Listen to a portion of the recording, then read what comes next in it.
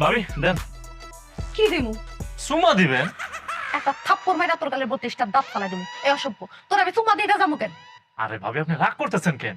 জামাল ভাই আমারে কইলো তোর ভাবিরে যে কত একটা সুমা দিতে। অসম্ভব, আমার জামাই এই কথা জীবনে কইব না। তুই একটা পরপুরুষ, তোরে কেন আমার জামাই কইব চুম্মা দিতে? আমি তোর এই কথা বিশ্বাসই করি না। আপনার বিশ্বাস হইতেছে না তো দাঁড়ান প্রমাণ দিতেছি। এই জামাল ভাই, আপনি কইছেন না ভাবিরে দিতে, ভাবি তো দিতেছে না। পারুল, আমি কইছি দিয়ে দাও। কি এবার শুনছেন? ভাইজানও কইছে আমার সুমা দিতে। দিয়ে দেন। হ্যাঁ শুনছি, আমার জামাই তোরে কেন চুম্মা দিতে কইতাছে? এইটাই তো বুঝলাম না।